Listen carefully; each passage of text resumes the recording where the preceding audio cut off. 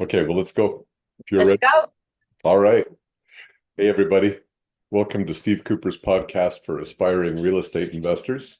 In each episode, I seek to connect with industry subject matter experts and seasoned investors who are willing to share their stories, their tips, their tricks, and with any luck, something that you're going to gain out of that. So today I have a distinct privilege of introducing Patricia Wilson. She's been a friend for years now. She's an absolute genius in the world of student rentals. She's a strategic marketing and communication producer with a bunch of experience leading teams and helping businesses with their marketing strategies. She's a mother of three and a dog owner. I am so pleased to introduce Patricia Wilson. Welcome, Patricia. Thank you. I am so excited to be here. I've been enjoying your episodes. It's so fun watching people we know and people we don't know, but they're and listening to their growth and development. It's absolutely a joy doing this. Now, before we get into your story, what I'd like to remind everybody is please hit the like button if you're enjoying this. Make sure that you share it with your friends if you think they'd get some value out of it. And if you're not subscribing, why not? Let's get on that. Totally. Hit the buttons. Hit the buttons, people. Hit the buttons. Okay, so Patricia, why don't you tell us your story?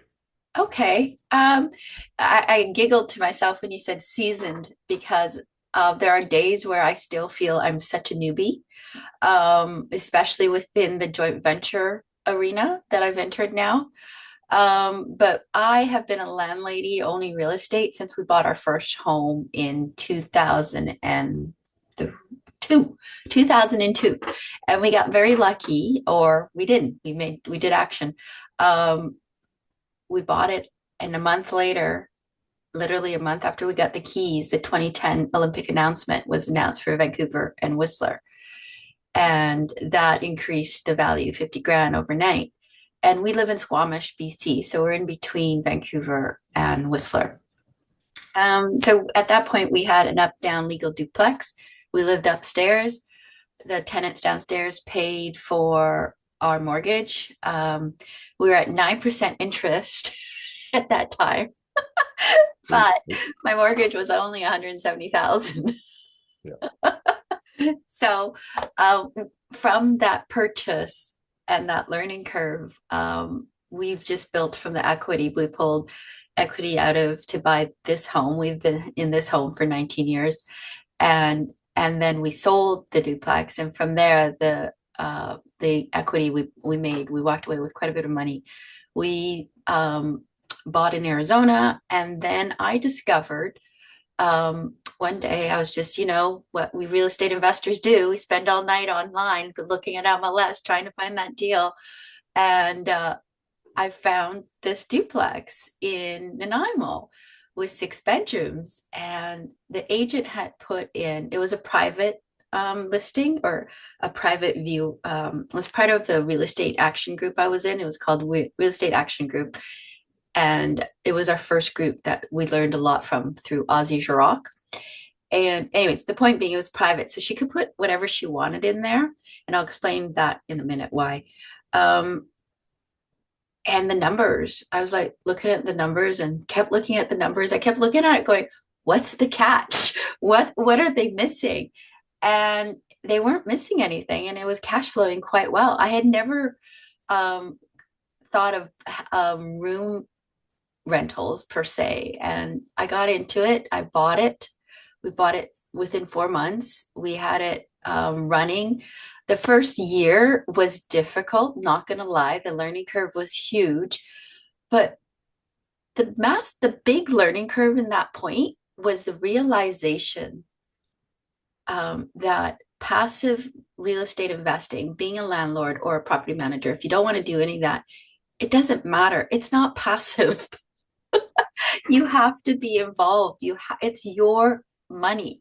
You have to be very engaged in the tenant profile, the market, adapting to the market. Thank God I had my marketing skills, right? Because it helped because the rental market around there was a little softer than I thought it was, even though I did my numbers at 5% vacancy. And the place came full. But the minute April, May hit, all of a sudden I was empty. And I didn't account for that. That was a massive learning curve, right? So all said and done, 2 years later, I bought the other side of the duplex. So now I own the full side, 12 rooms. It's very successful.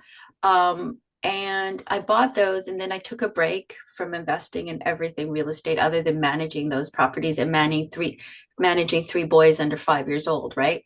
Mhm. And then in 2020, I just looked around and went, "Oh, my boys, they're little men.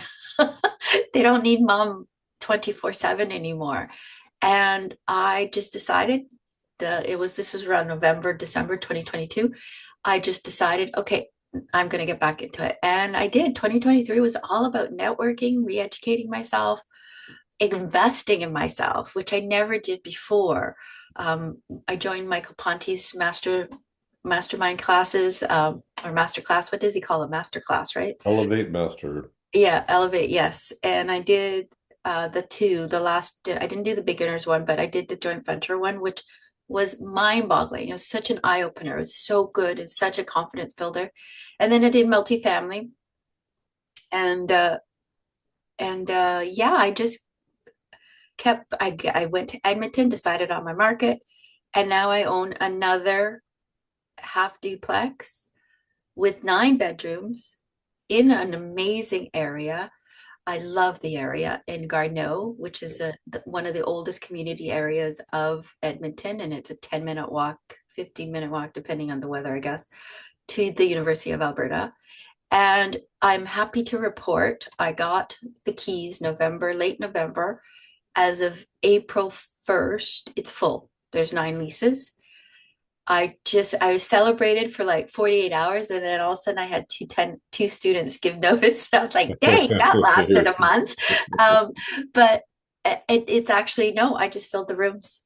I just signed leases, and it's gonna be full for the next, knock on wood, till August, 4 months at least. So that'll be some nice cash flow for my joint venture partner, my money partner.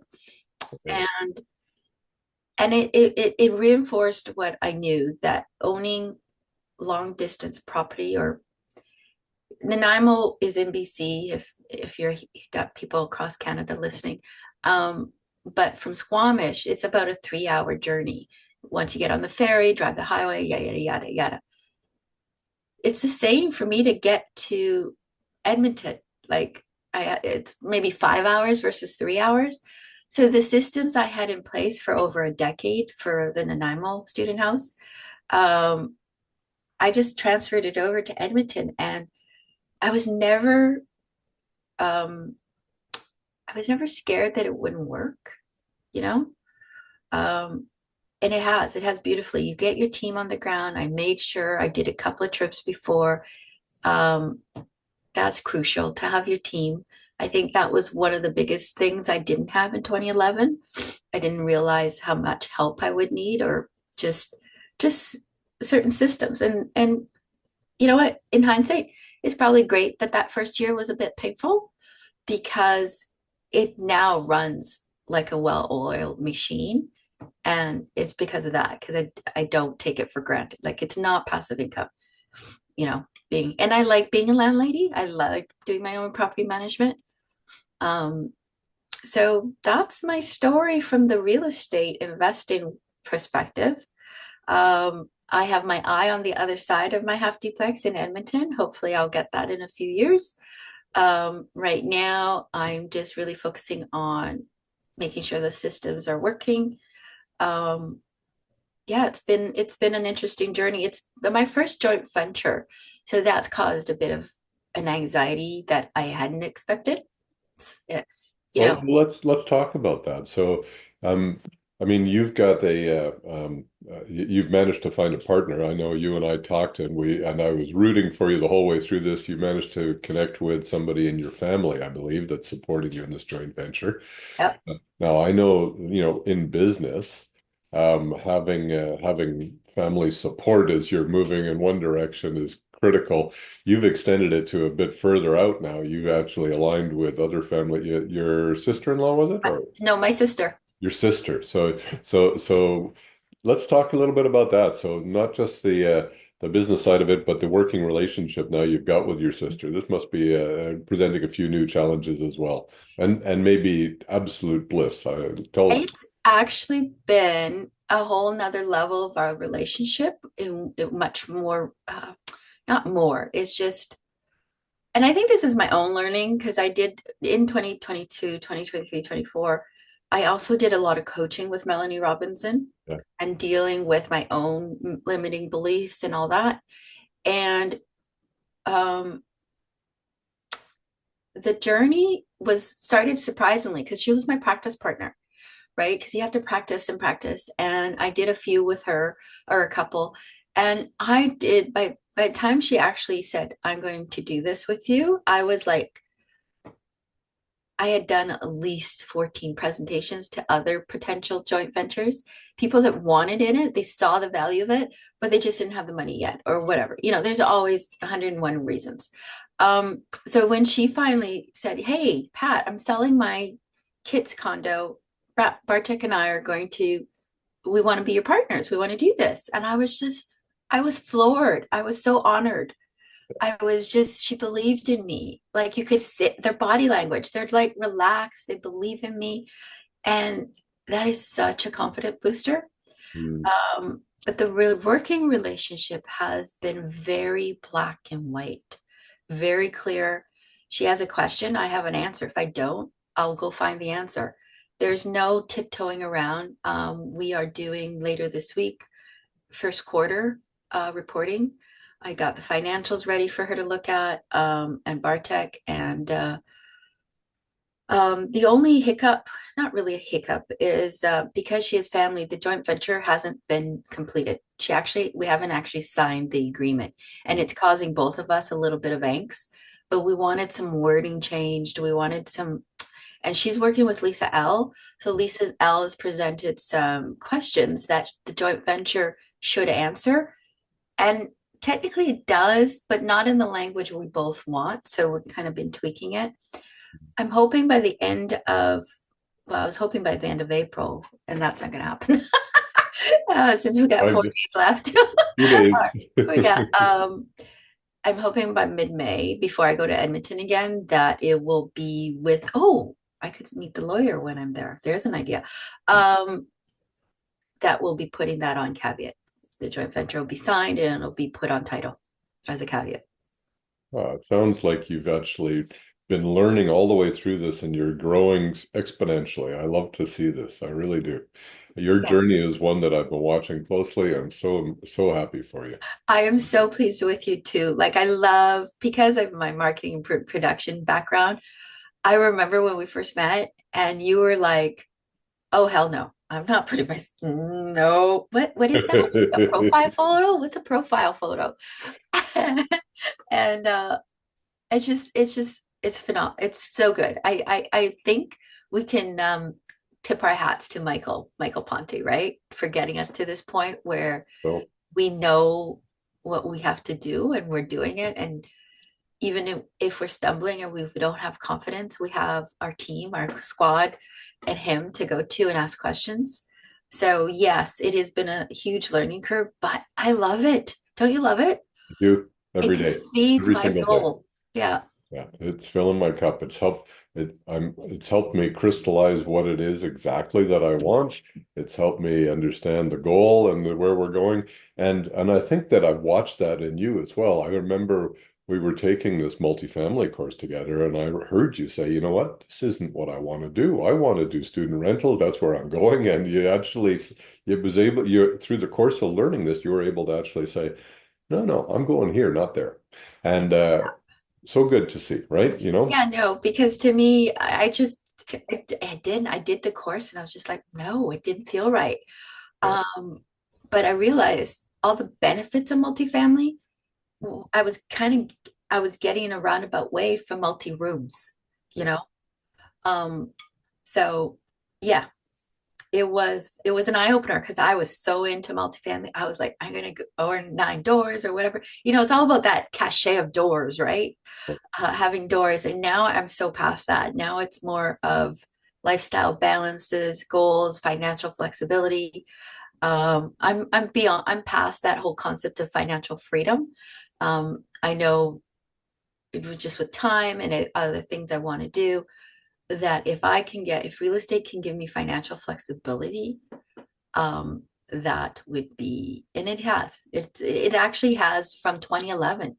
It allowed us to have one parent at home with our three children, one of us not working, and that income, like we didn't save anything of it, but there was a parent, which we always wanted, at home when the kids were home. This is, near and dear to my heart. We have done the same with our son. Karen stayed home the whole way through this. She gave up her job to be able to be home with and raise our son. And hats off to you, because I think that's something that many families don't have the luxury of that. Yeah. And And Brendan and I grew up without that luxury, same. and we're stronger for it. But I remember days coming home and wishing someone was home because it was a shitty day, and in elementary school, or whatever. It is what it is. We were both immigrant children, right? Our parents are immigrants, and, so you have to hustle. You have to hustle. So, let's talk about the marketing side of things. I think it's something that's missing in a lot of well, certainly in my background. I mean, like you said, I came into this with an absolute naive understanding of what's required, and learning how to market yourself, how to represent your brand, and to be able to move forward in this industry. It's not something you can just do on your own. Well, maybe you could try, but it's limited. And so in order to actually be able to move forward in this business, I think marketing's critical. And there's so much that I think people would benefit from if they were able to reach out to somebody, a professional such as yourself, and get some consultation, be able to help establish that brand, be able to figure out the social media side of things. Yeah. There's so much more that I don't even know how to ask, but maybe you can talk a little bit about this and tell me, what is it that you recommend people do, and what are the services you offer to try and actually help people get there? Um, okay, let's start with you're a perfect example, Steve. You have no idea. You have no idea what you want, what you need to do, whatever. You just know you want to grow your real estate. You want to get financial freedom from it. You want to have people join you on the journey. Um, but to be honest, that's not enough clarity. You said a very clear comment 2 minutes ago or so, that the classes and everything, you really started getting clarity. And once you got the clarity, you were able to see what you needed to do. So the clarity gives you a business plan, and then from a business plan, a marketing plan. It's all from the same set of goals and vision kind of thing. And to me, marketing is not just social media. It is establishing your tone and voice. Your brand is your tone and voice. It is you. You got to own it. And people think, oh, I don't care about fonts, I don't care about colors. But once you get into designing something for yourself, you realize it does matter. It doesn't resonate. It's got to resonate with you. Everything you do has to resonate, because if it doesn't, once you go out to the public in whatever format you choose, the authenticity will be gone. It won't be there. You won't feel it, right? The minute you start falling in love with your own brand, believing in yourself, then the whole marketing thing comes, I wouldn't say easy, but it's more seamless. It's more natural kind of thing. So I help people figure that out sometimes, their strategy, what they want. And then I talk to them a bit, I get to know them a bit, and then I'll do a little brainstorming session with them about their tone and voice. And then I have this exercise that I send to them about, it's really random. It's like circling images, what they like. And that usually gets them going, kind of thing, on their brand, their logo. depending on what they want, I will do the actual design for them, or I will source out or introduce them to a graphic designer if it needs to be a bit more complicated. I only use Canva. I don't use the bigger programs like I used to back in the day. And Canva has limitations. I won't go into that. So that's the first step, to actually feel comfortable in what you are about to launch, to feel very authentic with it, and it resonates with you, and you love it. You want to share it, because it's you, and you figured it out at this point what you're bringing to the table. Either if you want a joint venture, or you just want to share your knowledge. So that's the first step. It comes from the business plan, but it really comes from clarity and knowing what. And sometimes people don't know that. And I've helped with that too. Like just sitting down and asking questions. And because I've been an investor for so long, I can ask the questions that fit the industry, kind of thing. I've worked with developers, agents, investors. I'm actually just in the process of kind of not rebranding myself. I love my brand. I did it last year. But I'm, what's the word? I'm stepping up my game. But not so much in the social media realm, but in the more traditional stuff, like like meeting people, networking, print media, other venues that I still believe in that work, kind of thing. So I'm in it's interesting though, when you do your own marketing, that saying where the carpenter has the ugliest house on the block. Yeah. Yeah, it's the same for me. Like I'm hoping the next quarter I'm really going to step up my game. Michael told me 4 months ago, or I don't know, he said, Patricia, you got to step up your game. We hardly see you. I'm like, I know, but I'm always there. I'm working. I just don't want to go there. But I need to step up my game. And that's a big part of my job, is helping my clients. I hold them accountable, and I help them step up their game. And I lead them, we discuss, brainstorm. Yeah, I can go from being a coach to kick your ass, or I just say, yes, you're doing it, go do it. I help you with technology. Like today, I'm going to go see a client up in Whistler, and we are going to brainstorm 3 scenarios for a property that he needs to sell that has so different potentials. But as a result, there's 3 audiences. You can't do a marketing plan with 3 audiences. So we're figuring out 3 plans for each audience and seeing what resonates with him and his clients for the best return on their investment. So yeah. Love it. And I'm going to say it now. I hated it when it first came out, but ChatGPT has become my best friend. Yeah. It's been my working. I use it it's quite fascinating. I'm fascinated by it, but I use it as a brainstorming partner. I'll put, what do you think of this? Based on this, you have to know how to talk to it. You have to know the questions you want, or the answer, and I'm learning, and it's so fascinating. I just invested in the full package. And it's I'm still working with a free package for anything I do. Oh, you know what? If it's but it's an expense for me too. And I'm having clients and I'm like, oh, what if we did this and this? And you get 5 tries, right, or whatever, and then you're shut off. Anyways, I didn't think it would be that much of a difference, but holy Moses, it is. Okay. Well, good to know. Something to consider. Patricia, so, as you mentioned, your children have now grown to the point where you're able to step into this more. Are your children engaged in this business of yours as well, the marketing or the real estate, the student rentals? Are they interested in learning this? Not really. They are. I know they're listening peripherally. I know they're picking up on it. But getting their hands into it, no, not yet. I think it'll come down the road.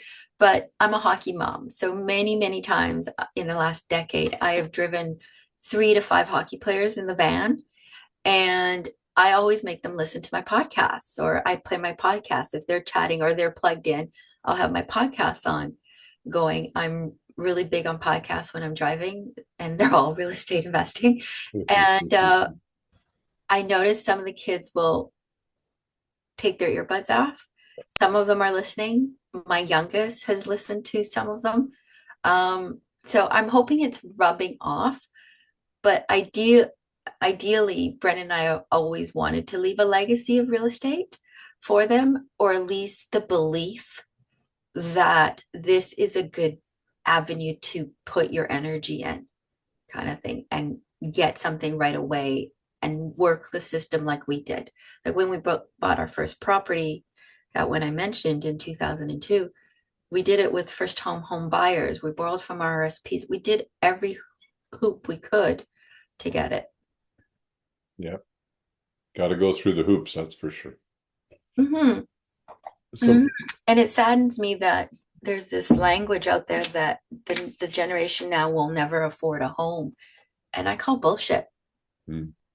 I won't get into the politics of it, but I've seen people get their homes at a young age, and it's hard work. It's sacrificing the toys. It's making choices.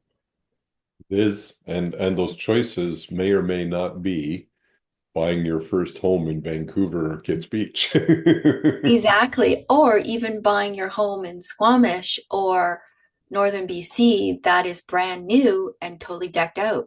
It's a fixer-upper. It's a condo. It's a townhouse. Build up. Start somewhere. Yeah. Real estate is stepping stones. It is. It is stepping stones. And Bren and I have been blessed that we've picked some good stones.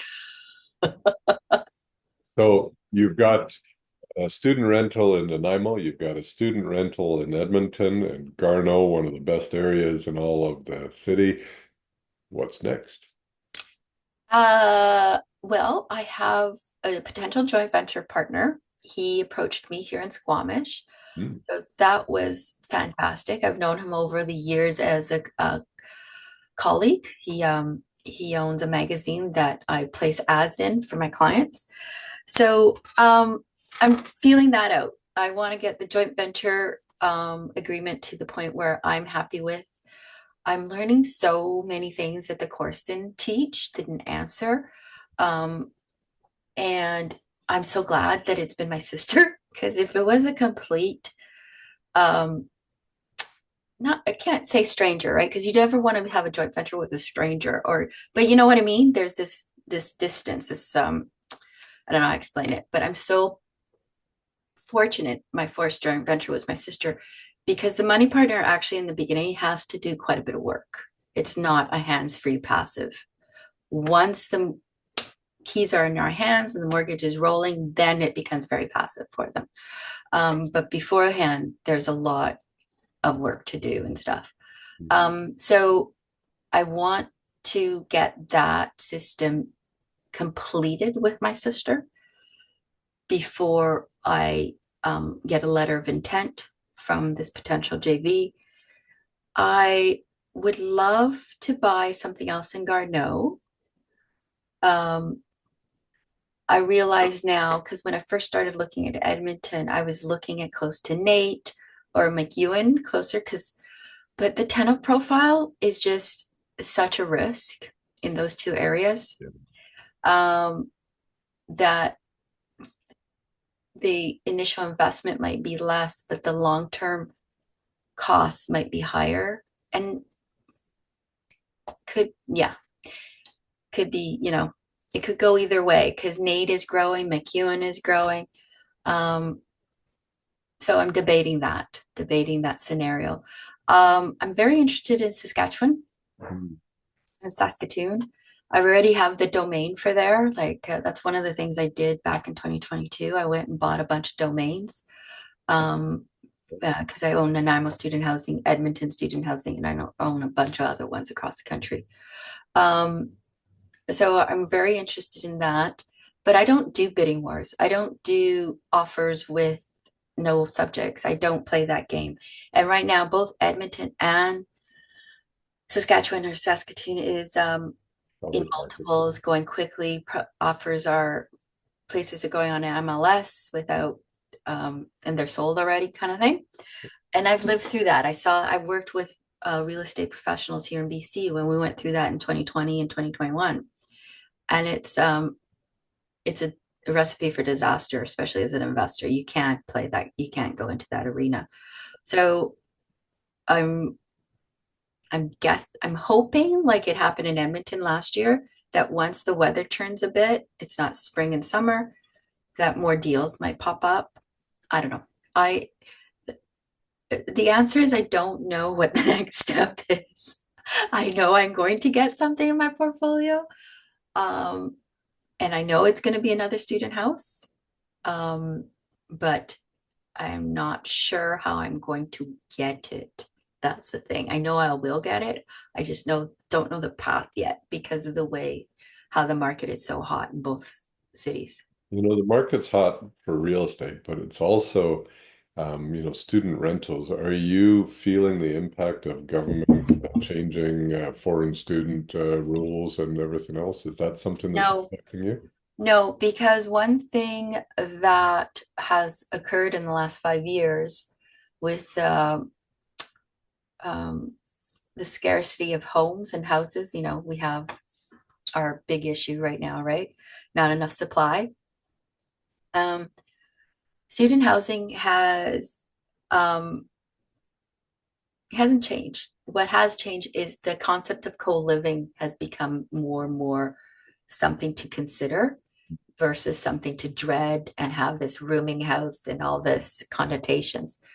There are developers out there now, especially in Squamish, that are designing these big duplexes with bedrooms that have their own bathrooms.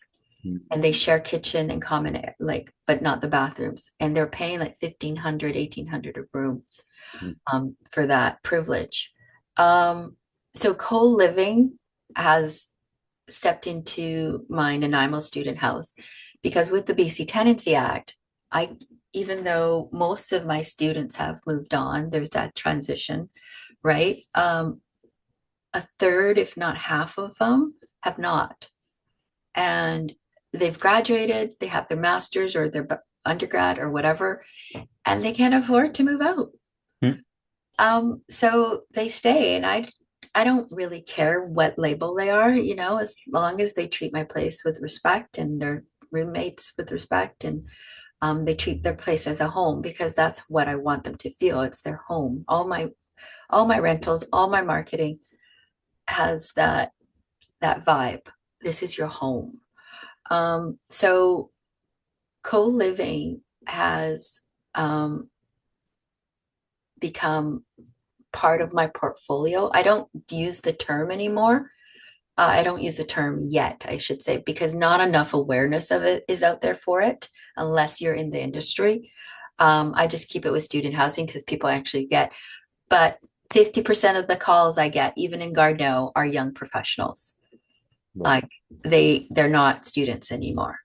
So it's irrelevant what the government's doing because there's still not enough supply for the demand, and the price point is works for the student or young professional that just graduated.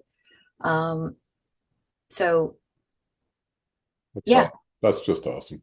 yeah, it's just and the marketing, and I knew that before I even bought Garneau, I knew that I would market. Even though the main domain is student housing, the marketing, all my ads and stuff do address students and young professionals. Like I welcome that. You know so much about this and all the way through the technical communication and the marketing all the way through. I love the way you're doing it. Yeah, it's been a godsend that I do have marketing. Like it does help. It's a real plus. Yeah. Um, we're getting close to the end of the time I got available for you, Patricia, but I want to say thank you ever so much for all of this. What is your driving force? What is your why? What is it that's pulling you forward? What does success look like? Tell us what that means to you. My why is very, very kind of tunnel vision. And I laugh every time I say it. Obviously, it's my family and my friends and my mindset. I find real estate and the industry and the networking and the people to really be positive and grow growth mindset. So it really helps my mindset. Um, but my true why is I want to live in Italy for a few months. I want to have I want to have an Airbnb where I have this vision and I get goosebumps. I have this vision. I'm standing there, I'm looking over Tuscany. It's a vineyard, but behind me, I look back. Well, before I look back, I hear all this laughter and giggling, and just it's a beautiful day. And I look back, and there's a pool, and I see children and my children, but they're men. So I think they're children. I see one son with an arm around a woman. I don't see her face, but she's pregnant. I see my parents there. Um, it's just an experience that I want with all my family. And I also would love to have um, give my parents the gift of seeing the Pope in person. They're very devout Catholics, and so Italy again, right? So it's not so much a big life thing, but it's more of a very specific experience that I want to give my family. And yeah. Oh, wow, that moved me. That really did. Thank you so much. Um, before we get to the finale here, I want to remind everybody, please click those buttons. I want to hear the Yes. bells chime. I want to see the thumbs up, Ding, and ding, I ding, want ding, to see ding, the ding. subscribe. Thank you again, Patricia. Any last words for us? How do people get in touch with you? Well, the best way, I guess, would be Facebook or Instagram or email. Do you put show notes on yours? I'll put something in there, yes. Okay, so if you could just put the three domains, pwilsonmarketing.ca and the Nanaimo and Edmonton, I can send it to you if you like. Okay. Yeah, just go to the show notes. That's the yeah, or I can give you my email, prw69@shaw.ca. Yeah, just reach out if you need marketing help. Let me know. I just finished 3 contracts, so I'm going into a new phase of my growth here in the marketing side, production side, where I'm um, wanting to engage with the next level. You've done the first level of your marketing. Now you're ready to grow. You're ready to really spread your wings. So Thank you so much, Patricia. It's been such a pleasure having you on the thank you, Steve. Have a great day. What a great way to start our morning, eh? feed. Whoop, whoop, we rock.